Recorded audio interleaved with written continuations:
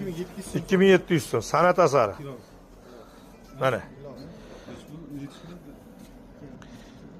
Mana bitta qo'limga oling, havas qilib 10 qo'lim dushi. Biz O'zbekistonimizdan ham shunaqa giloslar. Bismillahirrohmanirrohim. Mana. Sig'mas ekan qo'lingga.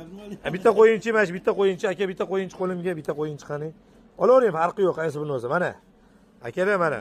Qo'lim 27 sm qo'li. Mana o'zlaring ko'ringlar, kalibrda. Tagini ham ko'r. Tagigacha bir xil ekan. Tagigacha bir. Siz qayerdansiz aka? Anjon. Anjon. Mana men Farg'onadanman. Men bitta savdo qiladim aka, nima qilasiz? Qattiq yuk urasiz. O'zbekistondan ham o'zbek yukidan ham urasizmi olib? O'zbek yukidan nima fikr? Xolis ayting mana.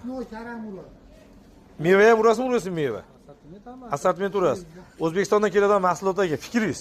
Xolis aytavering aka. Yo'q, fikr gilosga vaqt yo'q. Sabab yo'qligi? Ha. Mana shu O'zbekistonda gilosi rosa birinchi kelganda rosa zo'r ketadi, keyin turmush boshlanib yemaga nima deganda ular o'xlayapti, shu yemadi. O'zbek gilosini. Endi u O'zbekistondan kelgan gilos. Hamma taniga hozirda. 200 so'm farqi bo'lsa ham shuni oladi, qirg'iz. 200 so'm degani 30 ming so'm farq qo'yganda ham qirg'iz gilosini oladi. U o'g'longa 100%.